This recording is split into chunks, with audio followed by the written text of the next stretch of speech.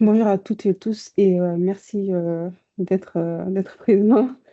Donc comme vous avez pu, le constater, par le mail de communication, sur le speed learning, pour, la présentation d'aujourd'hui, ça va porter sur la web analytics et donc la thématique, elle porte sur la web analytics, partenaire stratégique de la croissance commerciale. Donc sans plus tarder, je vais procéder à la présentation, du plan. Donc en grand temps, on verra une introduction sur la web analytics et ses applicatifs, les besoins analytics, récurrents, les besoins analytics spécifiques et après on verra un cas pratique, sur, le site, Google Merchandise Store et ensuite, on va procéder, on passera sur les enjeux et perspectives de la web analytics, les outils et les technologies et enfin, on passera sur, la session questions-réponses. Donc pour, faire une petite introduction sur la web analytics, la web analytics regroupe l'ensemble des techniques et outils permettant, de collecter, mesurer, analyser et interpréter, les données, donc qui sont issues des interactions des utilisateurs sur un site ou une application, afin d'accompagner, les parties prenantes à prendre des décisions guidées et éclairées. Donc les parties prenantes, peuvent comprendre la direction, les product owners, les product managers et cetera. Et donc, en résumé, la Web Analytics offre une compréhension fine du comportement des utilisateurs afin d'optimiser, l'expérience utilisateur et améliorer la performance digitale. La Web Analytics permet, entre autres, de suivre les KPIs, à savoir, les conversions, le trafic, les sources d'acquisition, la durée des sessions, le nombre de pages vues.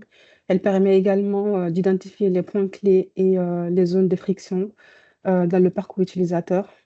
Elle permet aussi, de prendre des décisions, basées sur les données fiables, dans le cadre, tel que ça soit pour optimiser, le tunnel de conversion, que ça soit pour ajuster une stratégie, marketing ou, améliorer le contenu. Donc la Web Analytics et ses applicatifs, il faut savoir que la Web Analytics, elle s'applique, aux sites vitrines, elle s'applique également aux sites e-commerce, elle s'applique, à l'application mobile, que ça soit la version iOS, Android. Elle s'applique également, aux réseaux sociaux, que ça soit LinkedIn, Facebook, Instagram, TikTok. Donc l'objectif, sur ces réseaux sociaux, ça va être de suivre, l'engagement des utilisateurs, donc la portée, des publications, également et aussi, la performance des campagnes. Elle s'applique également, aux emails, au CRM, par exemple, le Mailchimp qui est un outil de management, d'emailing et Salesforce. Donc l'objectif, ça va être de suivre, les taux d'ouverture et aussi, la conversion, post-envoi des mails. Par exemple, quand Lucile envoie des mails, à tout le monde, donc en fait, ça permet d'avoir de la visibilité, des, des gens qui ont ouvert, le mail, ou ceux qui l'ont pas ouvert. Ça peut permettre, pardon, de mettre en place, une solution de relance, par la suite.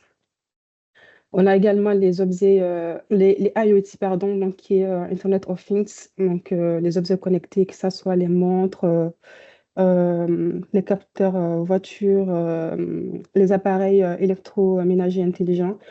Donc le but, ça va être de suivre, des interactions et des données d'usage sur ces appareils, électroménagers intelligents ainsi que les montres connectées. Et donc en résumé, la Home Analytics, elle s'applique à tout environnement où il y a interaction, utilisateur. Je peux me permettre de poser une question ou c'est seulement à Oui, la bien fin? sûr. Oui, Si on avec prend des plaisir. plateformes, type, je sais pas Netflix ou et cetera, est-ce qu'on peut considérer que c'est également du web analytics ou pas?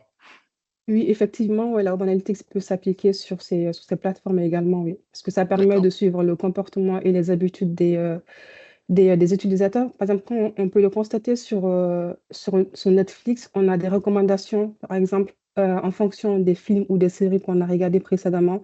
Donc ces recommandations sont proposées, suite à nos habitudes d'utilisation. Donc oui, elles s'appliquent également sur ces plateformes. Et merci. Ça répond à ta question ou? Parfaitement, merci. Merci, Litma.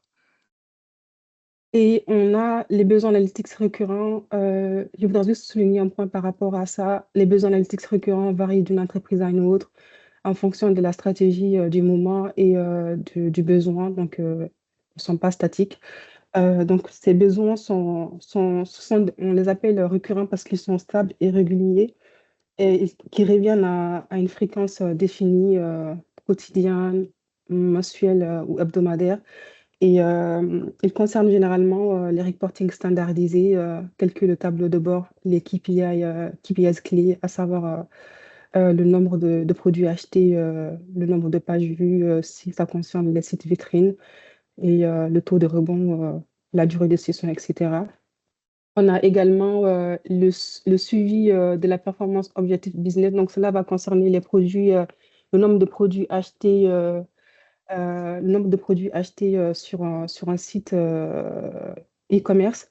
Et on a également l'automatisation, rapport automatisé. Donc, le rapport automatisé, c'est des rapports qu'on peut automatiser directement dans l'interface. Par exemple, quand on veut suivre des KPIs, voilà enfin, on n'a pas forcément besoin d'aller faire un petit tour à chaque fois dans l'interface. On peut voilà, programmer des rapports automatisés qu'on peut recevoir automatiquement à partir d'une adresse mail. Et ainsi, on pourra suivre la performance directement sans avoir à se connecter à chaque fois au sein d'une interface. Nous avons également les alertes automatisées, pardon, automatiques. C'est des alertes des notifications, pardon, qui peuvent être envoyées quand il y a un KPI qui dépasse ou reste en dessous d'un seuil. Donc, c'est tout ça. Ces deux éléments concernent la possibilité par rapport à l'automatisation en réponse des besoins analytiques récurrents. Ensuite, nous avons les besoins analytiques spécifiques. Pareil aussi, ils ne sont pas statiques. Ça dépend d'une entreprise à une autre, pardon, d'un besoin, du besoin du moment. Et elles concernent en général, enfin, c'est souvent des besoins ponctuels ou ad hoc. Donc, ad hoc souvent liés à une question particulière ou à un projet unique, par exemple. C'est le cas qu'on va étudier dans les slides qui vont suivre sur le compte de Google Merchandise Store. Donc, ça peut concerner l'exploration de données en vue de résoudre une problématique. Donc, je ne vais pas m'attarder sur ce point-là puisqu'on va aller voir sur le slide suivant. Et on a l'analyse ponctuelle également des campagnes spécialisées ou incidents. Par exemple, si on veut suivre la performance d'une campagne spécialisée, ça sera l'occasion de mettre en place des besoins analytiques spécifiques en réponse à cette campagne-là ou un incident technique. Par exemple, si on a des dysfonctionnements techniques et tout, donc cela peut nécessiter une analyse personnalisée et poussée pour apporter des solutions adéquates. Nous avons également les études stratégiques donc, qui vont consister à mettre en place une étude afin de comprendre pourquoi un KPI a chuté, par exemple un taux de conversion. Donc, voici entre autres, la liste elle n'est pas exhaustive, hein. Ça dépend aussi d'une entreprise à une autre, les besoins analytiques spécifiques auxquels on peut faire recours. Euh, donc, pour la démo, pardon, elle va porter sur Google Merchandise Store. Donc, Google Merchandise Store, c'est un site e-commerce donc qui appartient à Google où on peut acheter des goodies, que ce soit des stylos, des gourdes, des t-shirts. Et c'est un site réel. C'est un site réel et c'est un site qui, qui possède aussi un compte GA4 pardon, réel. Donc, au sein de l'interface, on peut accéder aux chiffres donc, qui sont collectés sur ce site-là, ainsi qu'au comportement des utilisateurs qui achètent des produits sur ce site-là. Également au chiffre d'affaires réalisé par le site Google Merchandise. Donc, en fait, c'est un site qui est bien réel et qui est disponible, qui est accessible à tout le monde. Donc, on va faire une petite démo sur ce site-là pour mettre en exergue dans quel cadre on peut mettre en place un besoin analytique spécifique dans le cadre de l'optimisation du funnel de conversion. Et donc, le contexte portera sur l'augmentation des abandons de panier. Et l'objectif, c'est d'identifier où les utilisateurs quittent le processus d'achat. Donc, à partir de la fiche produit jusqu'à la confirmation des paiements. Donc, comme action, nous allons analyser le funnel d'achat, vérifier les pages avec un taux de sortie élevé et faire la segmentation par device, donc le mobile et desktop pour comprendre où se situe le problème exactement. Et ensuite, nous allons procéder à la déclinaison des recommandations. Donc, sans plus tarder, je vous propose qu'on switch sur le site Google Merchandise afin de faire une présentation du site, pardon. Je vais repartager mon écran, pardon. Désolée.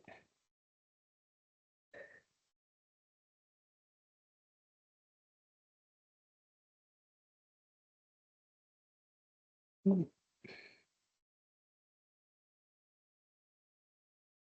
je lance. Donc, voici le site Google Merchandise Store. Donc, comme vous pouvez le constater sur le site, voici les produits qui sont commercialisés. Donc, il y a des gourdes, de tote bag, switch, etc. Donc, il y a un peu de tout.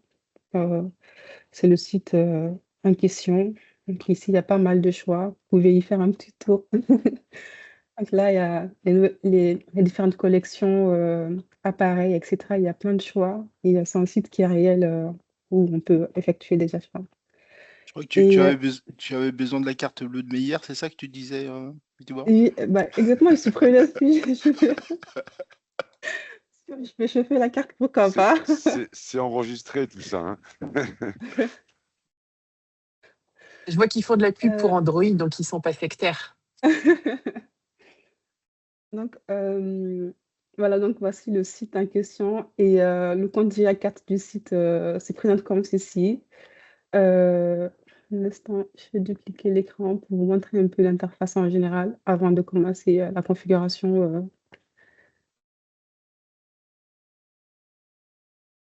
Donc, sur la home de l'interface du compte, voilà, on a les différentes statistiques qui sont remontées. Ça, c'est quoi exactement B2Bar, là où tu vas? C'est c'est une page avec les analytics sur Google, c'est ça? On a accès, tout le monde y a accès? Et oui, exactement, tout le monde a y accès, oui. Il suffit d'avoir un compte Google pour avoir accès enfin, à leur compte, oui. Le compte, il s'appelle ceci, GA4 Google Merchandise Store. D'accord. Donc ici, on a toutes les informations par rapport aux events, les utilisateurs actifs, etc. Donc, c'est un peu tout, les provenances, la localisation des utilisateurs, euh, les moyens d'acquisition direct, Running Short, Pay Short, etc. Donc, pas tout. Donc, en ce qui concerne notre, notre point, il va porter essentiellement sur la fonctionnalité Explore de GA4. Donc, c'est une nouvelle fonctionnalité qui a été embarquée dans la nouvelle version GA4. Et donc, ici, ça va nous permettre de comprendre le comportement des utilisateurs dans le parcours du funnel d'achat, puisque l'étude, pardon, le cas pratique porte sur l'optimisation du funnel d'achat qui comprend un taux d'abandon très élevé. Donc, on va tout d'abord, il faut se mettre sur une période donnée. Donc, pour le cas, si on est sur les 30 derniers jours, et ensuite, il faut mettre en place certains paramètres, certaines configurations, pardon. Donc, pour le segment de comparaison, on va rester sur le web et le mobile. Et pour les steps, on peut rajouter d'autres steps, mais moi, j'ai défini ces 5 steps-là. Et pour la définition de ces 5 steps-là, il suffit de l'éditer. Donc, par exemple, là, voilà, j'ai mentionné la partie consultation produit. Et donc, moi, ce que je veux savoir, c'est de comprendre les utilisateurs qui ont consulté la page produit, qui ont ensuite, donc, qui ont ensuite ajouté le produit au panier, et qui sont ensuite passés sur la page checkout, qui ont renseigné les informations des paiements et qui ont procédé, qui ont atterri sur la page de confirmation. Donc, ça, c'est pas du tout exhaustif. On peut rajouter autant de configurations possibles. Et pour le cas-ci, je me suis limitée à ça pour ne pas que ça soit trop complexe. Ça pourrait impacter la fiabilité des données. Et c'est possible aussi de mettre, de dire, voilà, enfin, pas forcément que le guest est directement, enfin, soit directement parti sur la page suivante. Donc, peut-être indirect ou direct. Là-dessus, j'ai mis indirect pour ne pas que ça soit trop strict. Et là aussi, on peut définir le nombre de temps qui peut s'écouler entre les steps. Vous avez des questions par rapport à la configuration ou je peux passer à l'étape suivante? Hello, Bitouba. Moi, j'ai une question par Oui, rapport à comment on appelle ça, l'obtention des données. Parce que les données oui. que tu nous montres là, par exemple, c'est sur Google Analytics. Supposons on a notre site à nous, le site d'Algofus, comme ça. Est-ce que tu es capable de voir ça ici ou est-ce qu'il y a des manips à faire pour avoir ces données-là? En fait, chaque compte Google Analytics est propre à chaque site. Après, Ok, voilà, si, enfin, dans un compte, on peut avoir plusieurs propriétés. Par exemple, le cas de groupe UMaid. Dans le compte GA4, on a les 4 sites qui ont des propriétés, à savoir UData, UMaid, Algofi, etc. Donc, on a toutes ces propriétés qui sont incluses dans un compte. Mais pour le cas présent, ce compte-là, il est propre à Google Merchandise. Donc, c'est pas un compte qui peut être partagé avec d'autres sites. Donc, chaque site a son compte GA4 et un compte GA4 peut comporter plusieurs propriétés, donc plusieurs sites au sein d'un seul compte. Peut-être que Bitouba, peut-être Ça la répond à ta question, question Mohamed? Non, Bitouba, Oui, peut-être que la question, Mohamed, je parle en ton nom, tu me confirmes ou m'affirmes. Est-ce que chaque site doit installer quelque chose au préalable ou est-ce que oui. le fait d'être un site, forcément, tu as ces chiffres-là? Ou est-ce qu'il a besoin, un site a besoin d'installer ce type de logiciel ou je ne sais pas comment dire pour pouvoir exploiter ensuite les données propres que tu nous montres, les données analytiques? OK. Effectivement, il y a une configuration technique qui est mise en place en amont. Donc, en fait, quand on a un site, on n'a pas automatiquement des statistiques. Il faut mettre en place des configurations. Donc, pour ça, par exemple, pour le cas de Google, il faut avoir le GTM, donc qui est Google Tag Manager, et le GA4. Donc, la configuration s'est faite entre ces deux outils-là afin que les données remontent dans le ok, GA4. Donc, tant qu'on n'a pas ces configurations au préalable, cette configuration technique, il est impossible d'avoir des données. Et il ok, faut aussi souligner que les données qui sont remontées dans l'interface GA4, une fois qu'on a mis en place des configurations, ces données sont uniquement collectées quand l'utilisateur donne son consentement, quand la bannière cookie s'affiche, par exemple, quand il accepte que ces données soient collectées, c'est à ce moment-là que les données remontent dans l'interface. Donc, sans l'implémentation technique et sans le consentement des utilisateurs, on n'a pas de données dans l'interface GA4. Sans le consentement de l'utilisateur, l'information ne remonte pas, vraiment? Non, ça ne remonte pas, non. Ah, hein, très intéressant. Non. Ok, Ouais. je savais pas. Par exemple, si tu vas sur un site e-commerce et que tu effectues le paiement pour avoir des informations de ce type-là et tout, donc il faut que tu donnes ton consentement. Enfin, par exemple, la bannière qui s'affiche sur l'écran qui te propose d'accepter ou de refuser les cookies. Quand tu acceptes, c'est à ce Hmm. moment-là que les données remontent. Oui. C'est très Ah, très réglementé intéressant. par le RGPD, qui est le règlement général sur la protection des données. Très intéressant, merci. Ouais, ok. Si tu me permets un petit complément, Bitouba, oui, vas-y, Valérie. Ouais. pour clarifier peut-être et être sûr d'avoir bien répondu à la question de Mohamed. Mhm. Quand on crée un site, comme Bitouba vient de le dire, il n'y a pas d'analytique par défaut, sauf certaines plateformes. Et l'entreprise qui crée un site a le choix de mettre ou non des analytics et du Oui, choix de la solution qu'elle va utiliser pour faire ces analytics. Il se trouve que les principaux, et je pense que B2B y reviendra, acteurs du marché sont Google Analytics justement et puis aussi Adobe. Euh, là, et sûrement pour promouvoir la solution Google Analytics, Google a mis à disposition des internautes les analytics qu'ils ont intégrés sur leur propre site marchand. Et justement, là, on a la possibilité, comme de l'avant-vente, d'aller voir ce qu'il y a dans les analytics du site de Google. Mais dans la vraie vie, une entreprise qui a un site internet, déjà, elle n'est pas obligée de prendre Google Analytics, même s'il y en a beaucoup qui le font. Et en plus, évidemment que Google Analytics n'est pas public, c'est un outil privé interne à l'entreprise pour qu'elle pilote les analytics de son site. Mais là, c'est vraiment une démarche de transparence, mais aussi d'avant-vente de la part de Google, d'utiliser tous ces outils pour dire, voilà, je vous donne accès en totalité et en transparence à ce qui se passe sur un site marchand. Vous pouvez acheter en ligne et vous pouvez faire comme si vous étiez de l'entreprise Google et voir ce qui se passe dans les coulisses. Voilà. Est-ce que c'est plus clair, Mohamed? Oui, c'est plus clair. Parce qu'au début, j'avais un petit doute. Vu que le site, quand tu as un site, ton site est hébergé, par exemple, chez OVH ou chez un autre fournisseur d'accès pour ton site. Donc, les infos liées à ton site, il faut très bien qu'il y ait une étape où tu donnes l'autorisation à Google ou à un autre acteur du secteur pour avoir accès à tes données, en fait. Mais là, je comprends beaucoup mieux et puis c'est beaucoup plus clair. Une petite question, Bitouba, très rapidement, parce qu'on a plein d'autres choses à dire, à se dire, je le sais. À Adobe, ce que tu disais, Valérie, c'est qu'il y a Adobe également qui faisait ça. On l'a vu, leur produit, c'est bien, c'est bien foutu?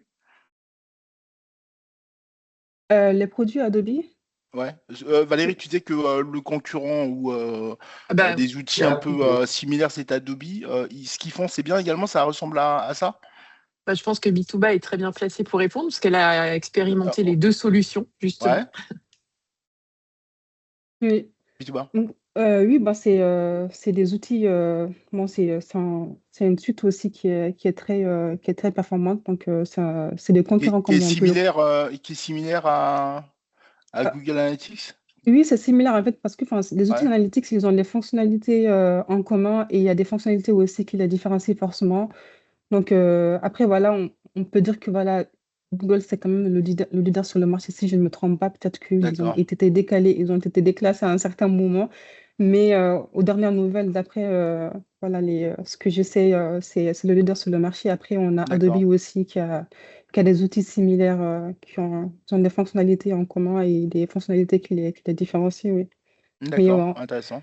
après, on parle. J'ai une dernière question. Comment il s'appelle l'outil Adobe qui fait ça?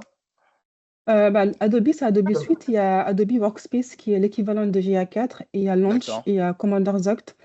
Donc, c'est à peu Ok. près des outils similaires, oui. Il y a Piano aussi Merci. qui Piano. est sur le marché en ce moment, quand on parle beaucoup de Piano en ce moment aussi.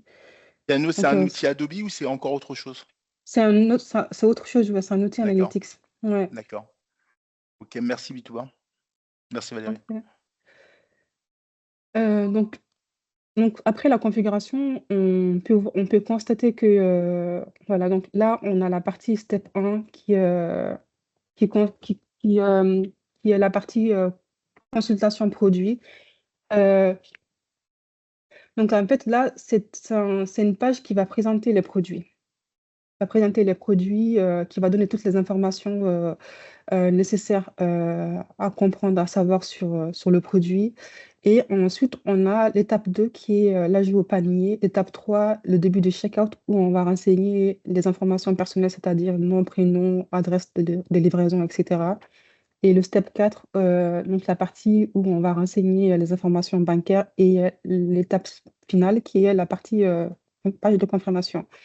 Donc, comme vous pouvez le constater, plus les utilisateurs avancent dans le parcours d'achat et plus voilà, le taux de rebond il est élevé. Donc, on perd vraiment des utilisateurs dans le parcours d'achat.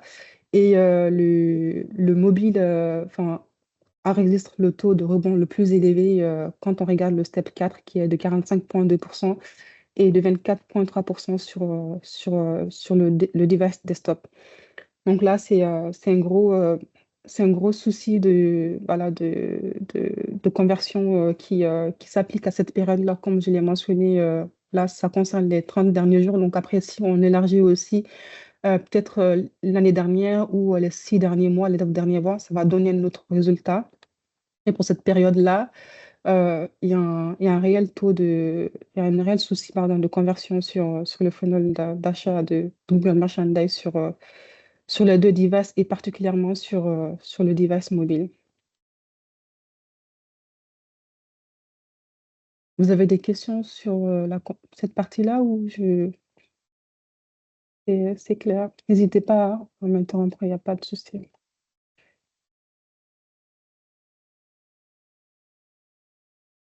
Pour l'instant, c'est clair. Enfin, de mon côté, en C'est tout cas. clair. Ok. Continuez sur les slides.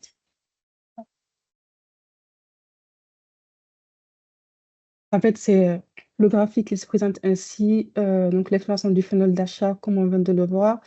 Et donc, là, on peut comprendre que voilà, c'est le taux d'abandon par étape et device. Donc, globalement, le mobile est très impacté à toutes les étapes, que ça soit de la page consultation produit, de la page consultation produit à la page ajout des informations de paiement.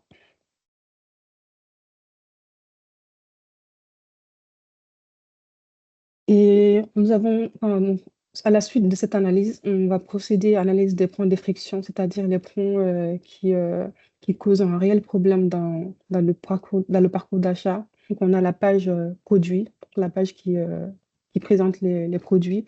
Donc, il faut savoir que ces points de friction, elles sont générales, elles peuvent s'appliquer à tous les sites e-commerce et en particulier au site Google Merchandise, pardon. Et je voudrais souligner un petit point aussi par rapport aux points de friction qui sont soulignés ici. C'est des points qui sont basés sur les données GA4. Donc, c'est pas des données qui sont à 100% fiables. Pour qu'elles soient fiables et complètes, et il faut faire recours à des outils complémentaires, c'est-à-dire Content Square Hotjar, pour avoir vraiment une analyse approfondie et complète. Et donc, pour le taux de rebond, on est à 66,1% sur le web, 78, pardon, 5% sur le mobile. En fait, c'est un taux qui est très élevé. C'est une page quand même qui est très importante qui permet aux utilisateurs de prendre une décision d'achat. Donc, cela peut sous-entendre que la page, elle est pas très bien définie, elle n'est pas très bien présentée et qu'il n'y a pas peut-être toutes les informations qu'il faut pour prendre une décision d'achat. On a également la page ajout au panier, donc, qui a un taux d'abandon très élevé aussi sur les deux devices. Donc, il est probable que ça soit dû à la complexité du bouton. Ajout au panier, c'est un bouton qui est très, très stratégique, donc il faut le mettre où il le faut, avec du bon design, avec la bonne couleur. Les frais cachés aussi, donc si on n'a pas assez de transparence sur les frais, est-ce que le frais global, il comprend le frais des livraisons, etc. Donc, si on n'a pas un maximum d'informations, cela peut occasionner un taux de rebond important. Nous avons également la page checkout, une page où on renseigne les informations personnelles, à savoir le nom, prénom, adresse de livraison. Donc, c'est une page aussi qui comporte un taux de rebond très élevé, en particulier sur le device mobile. On a également les ajouts des informations de paiement et qui est une page très critique aussi. Donc, sur le mobile, plus de la moitié des utilisateurs quittent le parcours à ce niveau-là.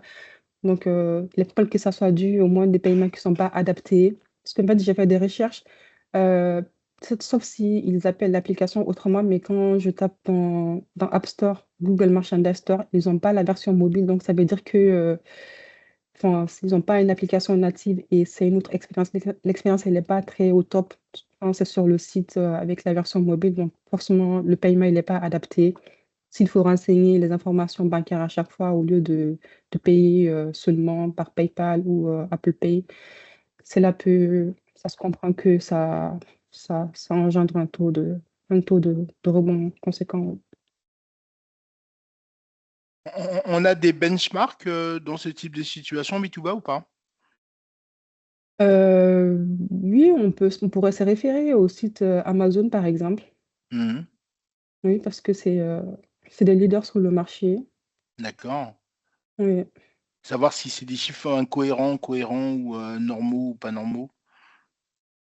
Oui, on pourrait faire une petite comparaison avec par rapport sauf que eux, on n'a pas accès à leurs données, donc on ne pourra Mhm. pas savoir à quel point, D'accord. à quel seuil on peut faire on peut pourrait faire une étude comparative parce qu'il faut avoir accès aux données, mais ouais, c'est ouais.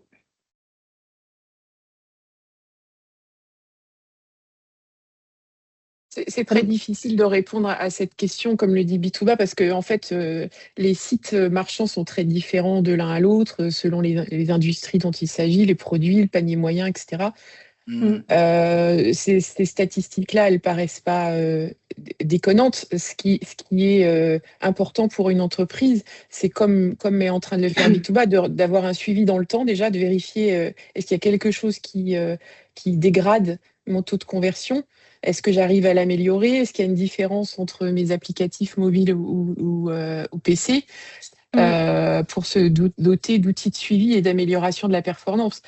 Quand on est un site marchand, la stratégie, c'est de faire en sorte que un maximum d'internautes, d'ailleurs on dépense des budgets pour faire venir les gens sur les sites, et une fois qu'ils y sont, d'optimiser nos chances qu'à la fin, ils aient acheté quelque chose. C'est pour ça qu'on vérifie à quelles étapes on les perd, combien on en perd, et est-ce que le site, dans son évolution, permet d'en garder davantage ou est-ce qu'on est en train d'en perdre? Et l'analytics permet justement de regarder où ça se passe, où il y a des fuites, où il y a des effets de levier. Et c'est l'analyse que fait Bitouba là permet d'aller regarder tout ça. D'accord. Merci. C'est bon tout ça ou tu as d'autres questions? C'est parfait, Ouais, merci. c'est parfait. Ok. Meilleur, tu. Non, c'est assez clair. D'accord. Ouais. Donc, on va faire une petite synthèse pardon, sur les points de friction. Donc, comme on a pu le constater, pardon, le mobile est le plus gros problème. Donc, un taux d'abandon très élevé à toutes les étapes, que ce soit de la partie fiche produit à la page ajout des informations carte bancaire. Et les zones les plus critiques, donc c'est l'étape 1, la consultation produit, qui est une étape très stratégique. Donc, c'est là qu'il faut mettre vraiment le paquet, montrer en avant toutes les informations qu'il faut pour aider les utilisateurs, les acheteurs, pardon, à comprendre le produit et à prendre à prendre une action commerciale. Et l'étape 2 aussi, ajout au panier, donc une étape qui est très critique aussi, qui enregistre un taux de rebond très élevé. L'étape 4 aussi, donc particulièrement sous le mobile, plus de la moitié des utilisateurs quittent le parcours à cette étape-là. Donc, pour moi, d'après les petites recherches que j'ai effectuées, à savoir l'absence de l'application et tout, donc ça pourrait être dû au moins de paiements qui ne sont pas adaptés, à la lenteur ou autres facteurs techniques. Donc, encore pour les recommandations, elles sont également générales, elles s'adressent elles sont applicables à tout site e-commerce ainsi que Google Merchandise. Donc, vraiment, c'est l'optimisation de l'UX et conversion. Donc, comme on vient de le voir sur la slide précédente, la consultation produit, pour améliorer la qualité des fiches produits, aussi optimiser la vitesse sur le mobile. La transparence sur le prix et les frais, c'est très important. Donc, il s'agit de débourser une certaine somme, pardon. Donc, c'est important de comprendre ce que ça inclut, ce que ça n'inclut pas. Nous avons également l'étape 2, ajout au panier, donc simplifier le maximum possible le CTA, donc ajouter au panier, qui est un bouton stratégique donc, qui permet de passer, voilà, de réaliser un acte commercial. Donc limiter les pop-up ou les distractions, parce qu'il y a certains sites, quand on veut acheter, il y a des pop-up qui sortent partout, des distractions. Donc sur une page, pardon, ajout au panier, faut éviter toute distraction et afficher les prix de livraison estimés dès le panier pour savoir combien ça coûte, est-ce que c'est inclus dans le prix ou pas. Nous avons également l'étape 4 qui est ajout information des paiements, donc proposer des paiements adaptés aux mobiles. Forcément, aujourd'hui, on passe plus de temps sur nos téléphones, donc on est plus amené à réaliser des actes commerciaux sur nos téléphones que sur le desktop. Aussi, renforcer la confiance des acheteurs sur les sites. Ça concerne les sites et les applications. Nous avons des badges sécurisés, pardon, qui sont des labels e-commerce qui sont disponibles sur les sites pour accroître la confiance des utilisateurs ainsi que la crédibilité des sites e-commerce. Il y a également le HTTPS visible qui commence au début de l'URL. Donc, s'il n'y est pas, donc ça peut attirer la méfiance et tout. Et nous avons également les mentions légales claires. Ça peut paraître étrange, mais il y a vraiment des gesteurs qui prennent le temps de lire les mentions légales. C'est important, c'est pas à négliger. Et la politique des retours, évidemment, donc mettre en avant la politique des retours pour augmenter la crédibilité du site et la confiance des acheteurs. On va également mettre en place des événements personnalisés. Donc ça concerne particulièrement le site Google Merchandise Store, puisque c'est une étape qui a un taux de rebond très élevé, particulièrement sur le mobile. Donc mettre en place des événements personnalisés pour comprendre exactement euh, quelles sont les origines pardon, l'origine pardon, des erreurs? Est-ce qu'elles sont techniques? Elles sont du côté des utilisateurs, etc. Donc, c'est important de traquer tous ces éléments. Et en deuxième et dernier point par rapport à la recommandation, ça va être vraiment un focus particulier sur le mobile, donc, qui est quand même qui est un gros problème pardon, à toutes les étapes du parcours d'achat et mettre en place un checkout en une page parce que c'est un site qui n'a pas d'application. Donc, forcément, la page checkout, elle peut se rallonger quand on doit renseigner les informations personnelles ou s'il y a d'autres informations qui se rajoutent, ça peut prendre un peu plus de temps.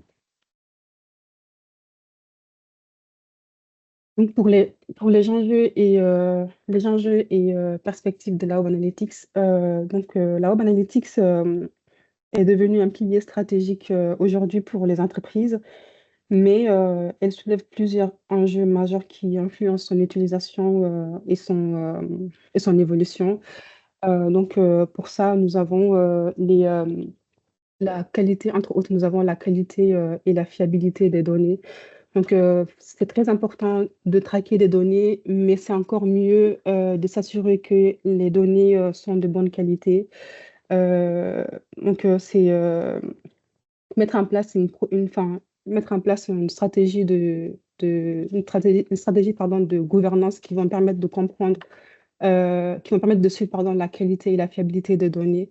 Parce que c'est des données qui sont destinées à prendre des décisions stratégiques. Donc, c'est important de s'assurer que ces données sont fiables et qu'on peut les utiliser dans le cadre de la performance digitale. Nous avons également le respect de la vie privée et conformité réglementaire, ce que j'ai mentionné précédemment par rapport à, au RGPD, donc, qui est le Règlement général sur la protection des données. Donc, c'est un secteur qui est très réglementé, particulièrement en Europe. Donc, pour collecter des données sur les utilisateurs, il faut qu'ils donnent leur, il faut qu'ils donnent leur consentement. Et derrière ça aussi, on ne peut pas les utiliser n'importe comment. Donc, c'est vraiment réglementé. C'est pas, les données, elles sont disponibles, mais il faut en faire un usage responsable. Et donc, il faut trouver un équilibre entre analyse approfondie et la protection des utilisateurs. Nous avons également l'enjeu sur l'interprétation et l'exploitation des données. Une fois qu'on a des données collectées, ça ne suffit pas également. Il faut savoir les analyser, les transformer en insight actionnable. Donc, en fait, tout ce jour-là, on a des données, ça vaut de l'or et tout. Donc, il faut savoir les exploiter et en tirer le maximum de bénéfices. Et on a également l'intégration avec d'autres sources de données. Euh, les données collectées sur les web, elles ne suffisent pas à elles-mêmes. Donc, si on va avoir une analyse beaucoup plus poussée, beaucoup plus conséquente, ça serait bien d'ajouter d'autres sources de données telles que le CRM, les données offline, par exemple, pour avoir une vue 360 degrés, 360 degrés, pardon, et prendre une décision fiable qui pourrait aider les parties prenantes à prendre des décisions guidées et éclairées. Nous avons également l'évolution technologique et IA. Donc l'IA, on en parle partout. La Web Analytics, elle est pas du tout épargnée. Et ça va concerner principalement l'analytics prédictive, pardon. Donc aujourd'hui, par exemple, la nouvelle version de GA4, ils ont une solution, une plateforme qui s'appelle BigQuery. Donc une plateforme qui, qui enregistre un nombre important de données. Donc à travers ces données-là, avec l'IA, c'est possible de décliner des prédictions sur le comportement des utilisateurs et mettre en place une stratégie marketing. Donc là, c'est important aussi de prendre en compte toutes ces évolutions-là et les intégrer dans sa stratégie analytics. Et un dernier point, nous avons la culture data-driven. C'est vrai qu'aujourd'hui, il y a des décisions qui sont parfois basées sur l'intuition, mais c'est toujours mieux de privilégier les données, partir sur la base des données, parce que des données, même si elles ne sont pas fiables à 100%, mais au moins elles donnent des directives et elles peuvent permettre de prendre des décisions plutôt que de se baser sur l'intuition dont on n'est pas sûr à 100%. Après, voilà, on peut se baser sur l'intuition, mais partir sur la base des données, ensuite faire des analyses et décliner des solutions. C'est toujours mieux. Et donc, les enjeux et de la web analytics ne sont pas seulement techniques, comme on vient de le voir par rapport au respect de la vie privée et conformité réglementaire. Elles sont éthiques, elles sont organisationnelles et stratégiques parce que c'est des données qui vont permettre de prendre des décisions guidées, éclairées. Et donc, elles conditionnent la capacité des entreprises à exploiter donc ces données-là et de manière responsable et efficace.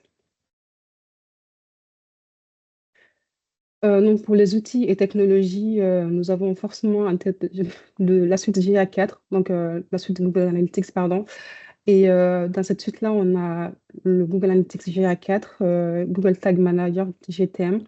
On a Looker Studio aussi, donc, qui est une solution qui permet de mettre en place une analyse approfondie et personnalisée. Et on a BigQuery aussi, qui est une plateforme donc, qui est inclue dans la suite Google Analytics qui permet de collecter des données en grand volume et de mener des requêtes analytics. Nous avons également la suite Adobe, donc Adobe Workspace, qui est l'équivalent de GA4 chez Google, Launch et Commanders Act. On a également les outils complémentaires, comme je l'ai mentionné précédemment sur les slides précédentes. C'est important de faire recours à ces outils-là aussi. Ce sont des outils qui sont spécialisés dans la compréhension fine des utilisateurs.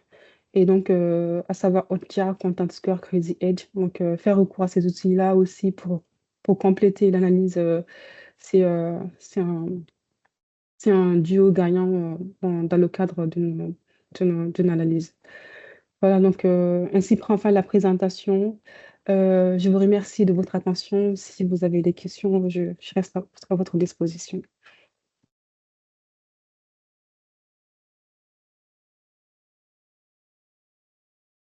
Peut-être, je vais commencer par. Je sais pas si vous m'entendez. Oui, je t'entends, oui. Tout d'abord, merci Bitouba.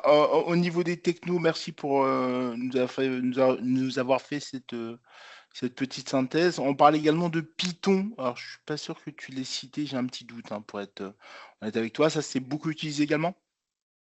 Le Python, je ne l'ai pas cité, non, mais le Python, c'est un langage informatique. On peut en faire recours, par exemple, dans l'outil qui s'appelle RStudio. Normalement, c'est un langage dont on fait recours pour mettre en place des, euh, des analyses programmées, par exemple. Donc, en fait, c'est un langage auquel on peut faire appel, mais il faut que ça soit, c'est pas, enfin, on n'en fait pas recours dans les besoins récurrents D'accord. et spécifiques. Donc, on peut vraiment en faire recours pour mettre en place une analyse beaucoup plus poussée par la suite suite à un besoin spécifique. Mais C'est dans un cadre. recommandé de connaître ou pas? Est-ce que c'est recommandé de connaître ou c'est pas forcément nécessaire quant à la connaissance de GA4, de BigQuery, tout ça? Est-ce que Python est nécessaire ou pas? C'est pas nécessaire, mais c'est recommandé de comprendre ces langages-là, parce que voilà, D'accord.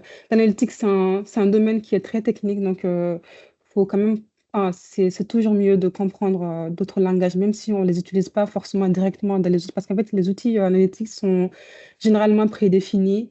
C'est quand on veut mettre en place une analyse beaucoup plus poussée, par exemple le JavaScript, on en fait recours très souvent, mais le Python, c'est pas forcément au quotidien.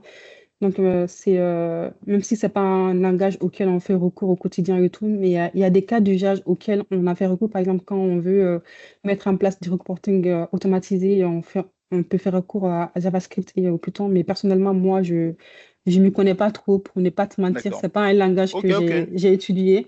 ok. Mais Non, oui, c'est vrai que j'avais peut-être c'est vu une une ou deux compétence fois à avoir quand même. Ouais, C'est vrai que j'avais vu une ou deux fois ces technos, c'est pour ça que je me permettais de poser la question. Merci pour cette réponse.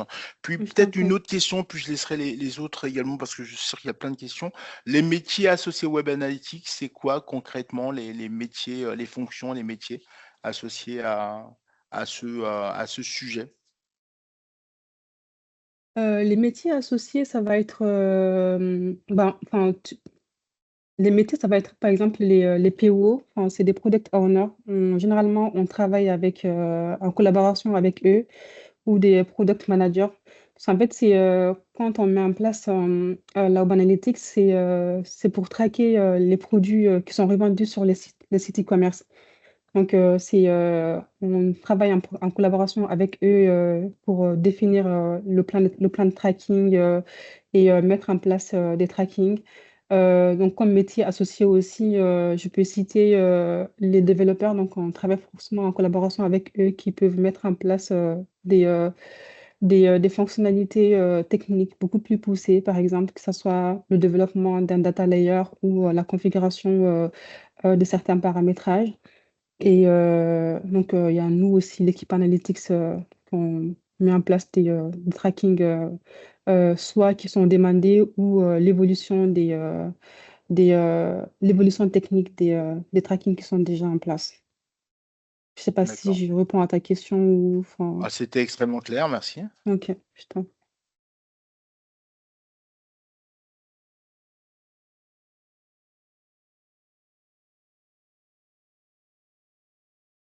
Question, vous avez d'autres questions?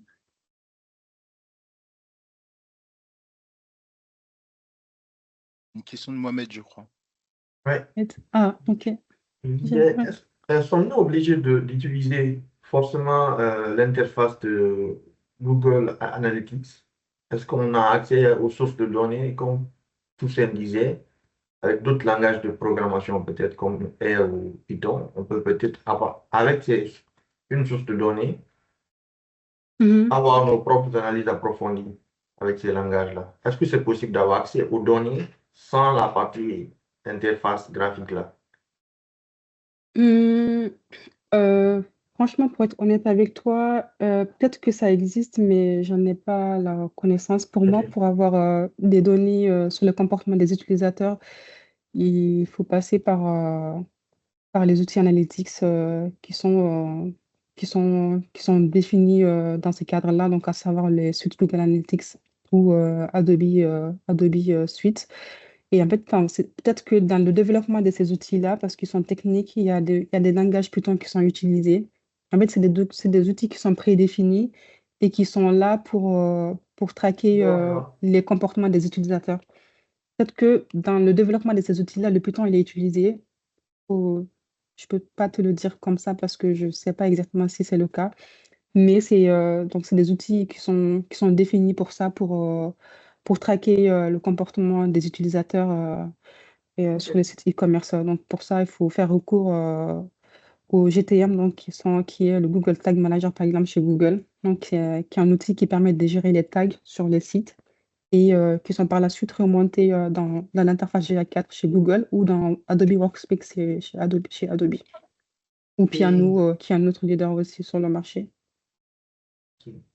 et l'autre question, c'est que pour qu'un site, c'est pas n'importe quel site ne peut pas avoir Google Analytics, non. Il y a un cadre bien référencé, non? Où tu dois être référencé ou des trucs comme ça pour pouvoir passer sur Google, non? Ou pas? Non, pas du tout. Pas du tout. Ok. Enfin, ouais, tout site peut avoir un compte GA4, tout Ok, site. d'accord. Il y a même la version gratuite, donc qui n'est Ok. pas payante, pour avoir une analyse beaucoup plus poussée, par exemple, il faut quand même avoir une version payante parce que je pense qu'il y a une version gratuite pour un certain nombre de volumes de données et pour avoir le nombre de stocks, très élevé, il faut passer à la version payante, mais c'est une solution qui est disponible pour tout le monde, pour tout site internet. Ok, merci beaucoup. Et en fait, Mohamed, juste pour amener une précision, c'est le propriétaire du site qui choisit de mettre de l'analytics et qui a la responsabilité de faire l'analytics de son site. Donc n'importe qui, comme le dit Bitouba, peut avoir accès. J'ai l'impression que ce qui est peut-être sous-jacent dans ta question, c'est pour ça que je me permets une remarque, tu me diras si c'est hors contexte, c'est après il y a le référencement du site sur les moteurs de recherche et en l'occurrence sur le moteur de recherche de Google. Là, il est vrai que si les sites sont mal structurés, sont pas sécurisés, sont techniquement en dehors des standards du web, Oui. alors Google choisira, parce que ça c'est son choix, de faire ressortir ou non le site dans les propositions des pages de résultats des moteurs de recherche. Non, non, non. Et ça, Alors, c'est si deux c'est sujets ça, différents. ça, Voilà. voilà, c'est deux clair, sujets c'est différents, clair, c'est ça. clair. Voilà, parce qu'en fait, ça, c'est vraiment du SEO, en fait. Ça, Oui, c'est du c'est clair, Search c'est clair, Engine oui. Optimization. Ça, c'est vraiment du SEO et ça fonctionne en fonction des mots-clés, par exemple. Donc, c'est ce qu'on appelle le référencement naturel, c'est un autre sujet. Mais Voilà. même ça aussi, tout site internet peut procéder à cela aussi. Par exemple, si tu as un site internet et que tu veux l'optimiser sur le moteur de recherche pour qu'il apparaisse sur les 5 premiers résultats, oui, c'est possible de le faire. Mais c'est vraiment, c'est un autre sujet, c'est pas de l'analytics. Ok, merci, c'est bon pour C'est moi. clair? OK, C'est tout pour moi, pas de merci. souci. Je crois que Nicolas avait une D'autres remarque à sujets? faire, il me semble. OK, il vient de laisser un message avec ça. Ouais, non, je disais juste qu'il y a un accès via les API Google Analytics ou BigQuery dans le cadre du GA4 qui est possible. Pardon, Nicolas, j'ai pas bien entendu. Toi? Je disais qu'il y a un accès via les API Google Analytics ou via Oui. BigQuery dans le cadre du GA4 qui est possible en termes de programmation si on veut attaquer les données, mais on ne peut pas attaquer les données brutes directement. Oui, exactement, oui. On peut avoir accès, au BigQuery, GA4, ouais. Je pense que ça répond à la question de Mohamed, c'est de savoir si on peut accéder à la data brute Oui, c'est ça. sans avoir à passer par l'interface graphique utilisateur de Google Analytics. Absolument. Merci, Nicolas.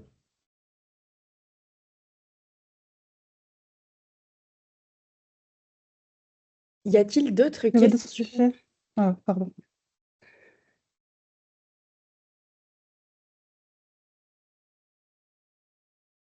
Pas l'impression. Bon, bah, en tout C'est cas, ça. merci beaucoup, Bitouba, et félicitations pour ce speed learning. Merci à vous de votre présence, vraiment. Merci, Merci. merci Bitouba, c'était top. Merci Valérie, c'était très très bien, vraiment. Merci beaucoup. Merci. Merci beaucoup, Merci Bitouba. à